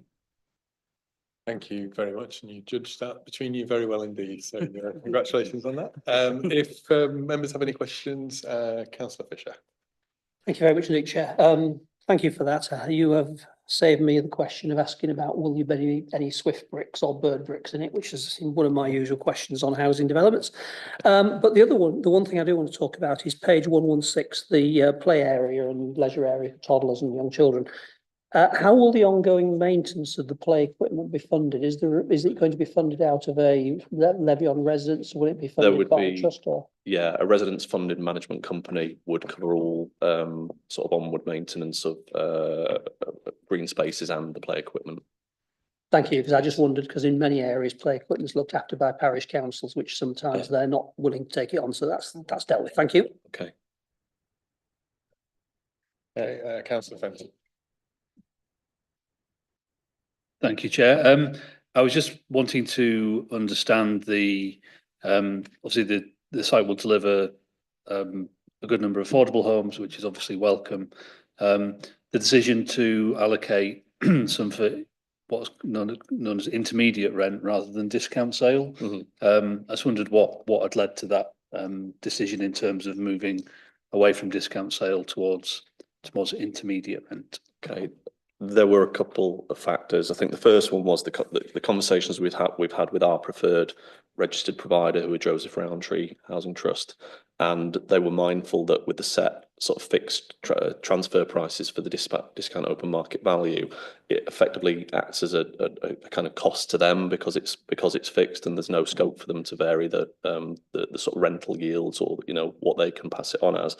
In addition, we had quite lengthy engagement with the affordable housing officer and his team, and he was keen to see a proposal that would include some larger 4-bed properties and provision of the bungalows on site as well. And by sort of agreement with him and negotiation in varying upwards to some of the larger plots, the change in tenure was something that he was happy to support to be able to achieve that. Okay, councillor Burton next. Okay. Yeah. Councillor Merritt, was that a supplementary on this or no? I've got you on there. Thanks. It's just, I mean, it's not going to be an issue that's going to massively sway my opinion, but I was just interested because I used to work on self-build in the council. When it comes to self-build plots in terms of your choice of location for them, how do you plan to deal with phasing for the development and access to the sites? Because obviously I've had issues on sites before where actually the contractor won't allow access through because of health and safety. So you just run the risk of not being able to allow access to the self-builders until the very end of the development, which would be marginally disappointing. It's not going to stop me voting for or against it. But sure. We've had, again, through the original pre-app with the officer, we had engagement with the self-build officer as well. He has, there's a condition that requires us to follow a self-build strategy. And as part of that, he was very keen to get a clear date as to when we could, A, start marketing them to give them the best chance of selling, but B, give direct access into the site. So we have agreed, was it 27, sort of halfway through the project, we need to have delivered the road to get down to that point. On the layout, you might look at that and think, well, it's kind of tucked away. We did have a preference to put them more alongside the railway line because we thought it would be a good feature, you know, for people. There was a preference not to have them up on Tadcaster Road because of the sort of the conflict with how that would look versus the rest of the homes in the village. We would have liked them to do them down by the railway line, but with the interaction we've had to have with Network Rail and the potential to put the footbridge down there was a preference to put them where they were now. But it is provided for to get them earlier on in the scheme than just leaving them right till the end of the job. Great, thanks. Councillor Melly, did that cover your question? Yeah. Councillor Merritt. I'm assuming it was probably in the outline agreement, but can I understand what the phasing of the social housing will be? And is that affected by this variation that's requested? Or the delivery? Phasing in terms of delivery. Social housing, yeah. I don't think it has a significant impact on phasing. There is still a requirement, and we've engaged with the AHO to make sure that they are suitably pepper potted and suitably spread around the site. So there is a tenure plan that shows where they all sit, and they're not all grouped in one area or the other. They are brought through right from the outset as soon as we come in. Yeah.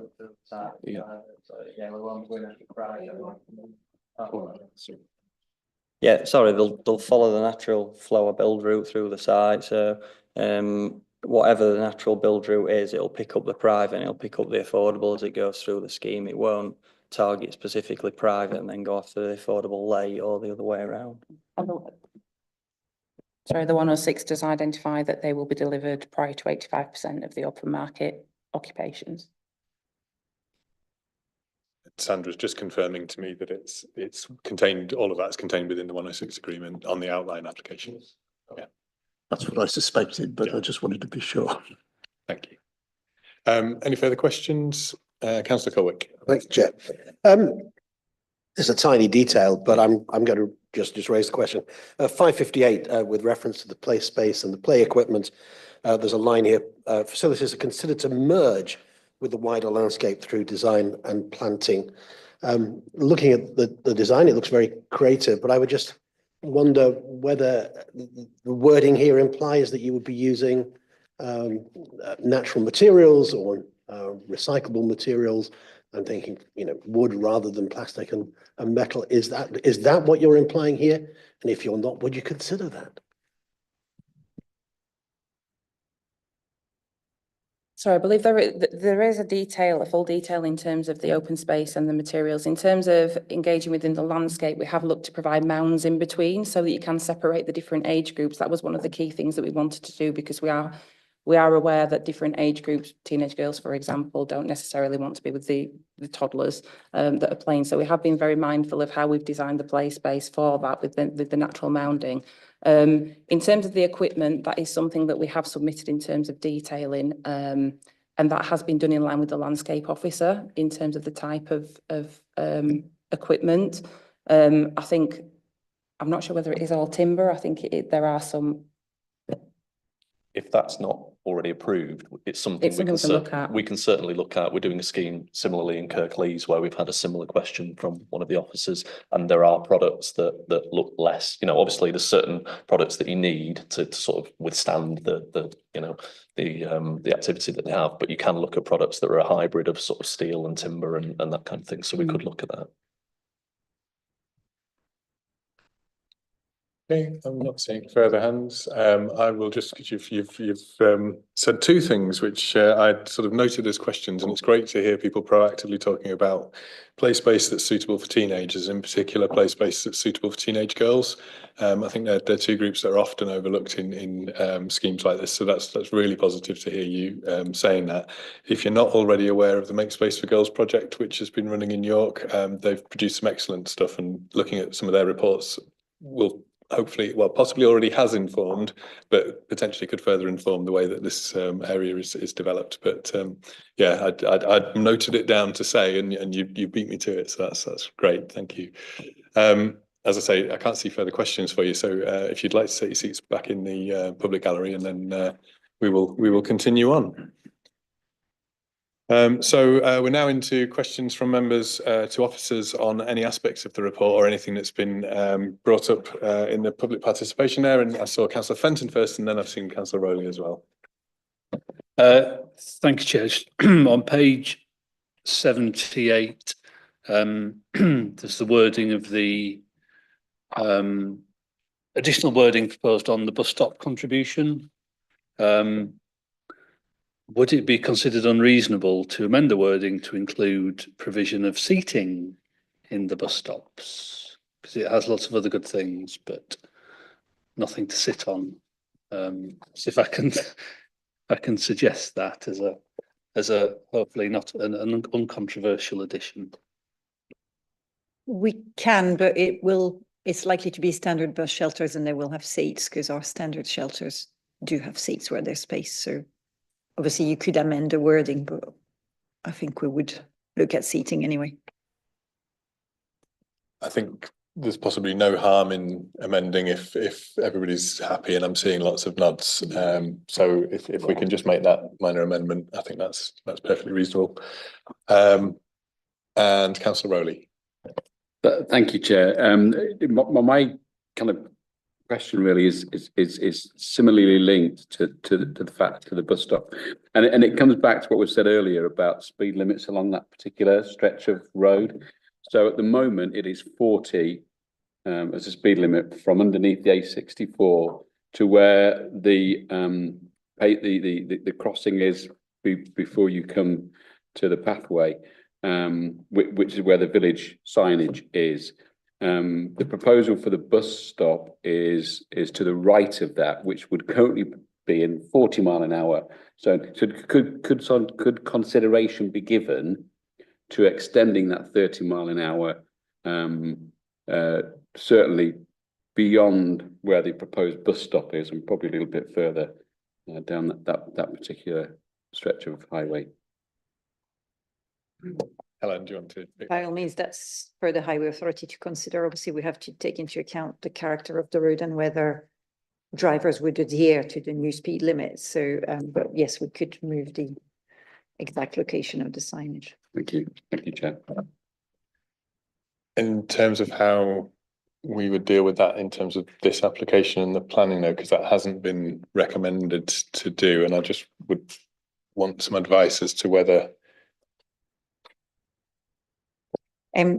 because it's a traffic regulation order, it's a completely separate process with a consultation process, a statutory consultation process. So I think it would probably be addressed through that, because even if you say, do you want to move the location, we actually have to go through that separate process to then make a decision.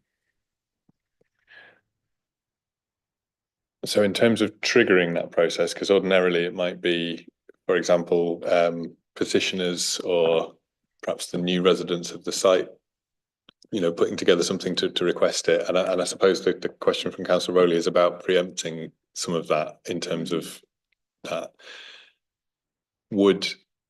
Sorry, I'm thinking out loud here slightly, but I don't know whether, for example, an informative on anything within this application that could trigger the start of exploring that process if that was what committee felt was something that was important as part of the overall consideration.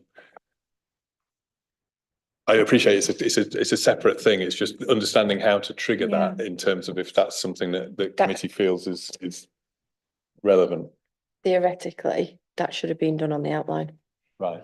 Yeah. So, Sorry to interrupt, Becky. Chair, if it helps, and I wasn't involved with the Section 106 agreement for the outline, but I do have it here, and I see that there was secured at outline stage a TRO contribution payable towards the costs of making and, if appropriate, implementing an order to change the location of a speed limit on Tadcaster Road. I don't know if that is for something different, Helen. It's because at the time, the speed limit to 30 where it is now was an experimental order. So we weren't sure whether the 30 would stay there or would move. So we had this contribution. Obviously, we thought we would potentially use it to review the exact location of the start of the speed limit. So yes, in a way, but obviously we would have to trigger it. The other thing to keep in mind is obviously we will have traffic regulation orders for the site itself. It's designed as a 20 mile per hour. So before the site is occupied, we will have to bring that speed limit for the site itself. So it would make sense that we would do any other changes at the same time. So that would be dealt by the Highway Authority under Section 38278 agreements.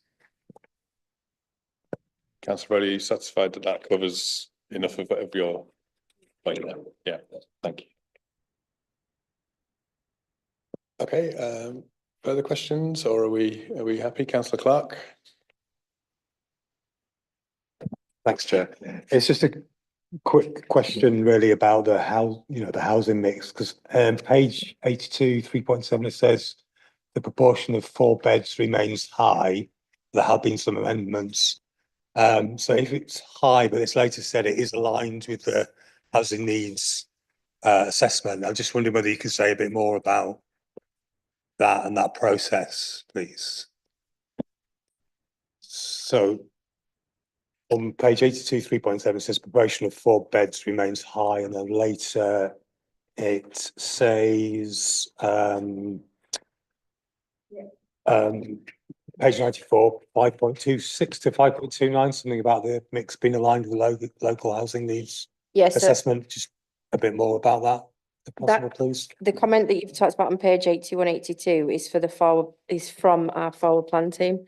And it says there's an officer note after it that says this is based on the original plans and has since been amended, but that we haven't asked them to re-comment because we consider as the planning officers that it's. Thank you. Councillor. A very quick question, it might just be an observation, because that was something I flagged. So we always get these, and we get obviously 100% of the affordable, of the 1 beds are affordable, and that consistently starts to drop. So by the time you get to the 4 beds, it's only 18%. Obviously, the report kind of alludes to the fact that there is evidence for this, but it kind of would be helpful in future as a planning committee to see some of the evidence spelled out. I don't know what that particular is, whether we do need more family homes as affordable, whether 100% of the 1 beds. I'm sure there are some market rent people that would want a 1 bed flat, for example. Wouldn't necessarily there, so it would just be useful in future to have that information as guidance, so that we know that split, as well as it being the split of affordable and non-affordable, actually how that affordable is split across the different tenures. So yes, we can go away and speak to housing colleagues, but it is based on the local housing needs assessment. So that's what it is based on. I'm conscious of not making committee reports 30 pages long when we're trying to get into technical. That's why it isn't in there. But I see what you're saying, and we tell you what it's. That evidence, I would imagine, is what it is, to say that of the affordable homes we require, the evidence is that a certain percentage should be three bed and above, and a certain percentage, because some will be starter homes for people who need starter homes, and some will be families looking for 3-4 bed homes. So it's just a lot. Yeah, I'll take it away. Okay, not seeing a rush for further questions, although Councillor Merritt, I think, has one. I'm not trying to get more questions, but I'm just making sure everybody has asked the questions they want to ask.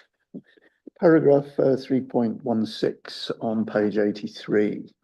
The landscape artist was commenting on the loss of the halving of the trees along the Spine Road and suggesting a possible pocket park to address that.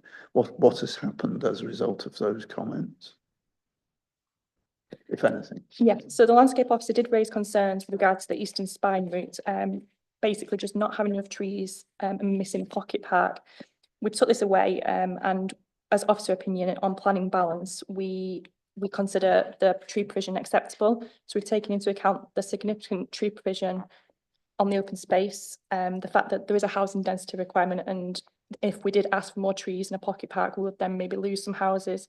And the parameters set at outline stage were quite specific in terms of numbers of trees, which has been met. So taking all this into account, we do think that on planning balance, the tree provision is acceptable.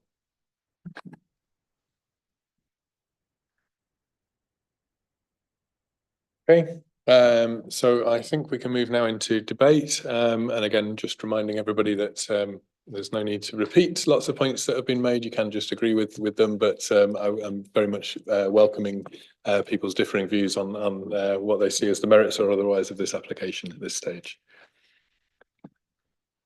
Councillor Fisher. What a pleasure to see somebody taking into account the presence of an SSSI very close by. This has got a proper area for public recreation and dog walking, and that is so much superior to what we saw on the application at New Lane Huntington, which was no good. This is a really nice scheme in many respects. I have a lot of time for it. I think it's got the play park. I can't find, hedgehog highways, bird boxes, bird bricks. They've covered most of the things that would concern me. So I'm perfectly happy to support it. And if you're ready to take not yet, okay. I will take that as a down payment. A down payment. Yeah. Any further points for debate, or are you, well, I think everybody, Councillor Fisher, it's back to you. I move approval. Okay, can I have a So the minor amendment, Sue. Councillor Merritt seconded. So with the minor amendment that we've discussed on the wording, I will just, while I'm getting Becky, just to kind of summarise what we're going to be voting on, and we do need to vote on the two separate aspects, just to be clear. So I'll take a vote first on the reserve matters application, and then there's a second vote on the variation of the legal agreement, which is about the affordable housing mix, etc. But Becky will be clear on that. And I will just quickly take the opportunity to say what a pleasure it is to see a play area that has taken into consideration teenagers, because they're so often overlooked in those sort of schemes.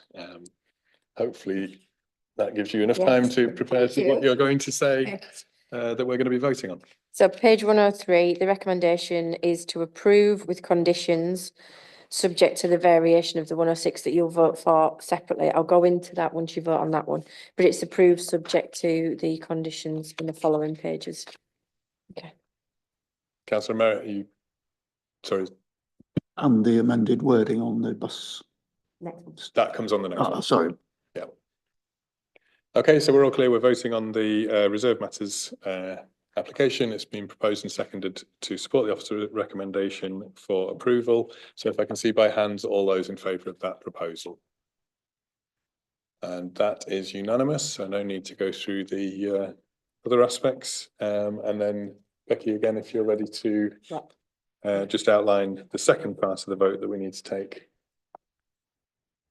Right, so it is to vary the section 106 agreement, but also to add, it says Tadcaster Road bus stop contribution means a sum of £40,000 to be paid by the council and used by the council following the completion of the owner's bus stop towards installing necessary pole, flag, timetable, case, cantilever shelter, add-in seating and real-time display at the two bus stops. Okay, we're all happy and we all know what we're voting on. So if I can see by show of hands, all those in favour of that proposal. And again, that is unanimous. So both aspects of that are approved. So that concludes our meeting this evening. Thank you all for your time today, and we'll see you again soon.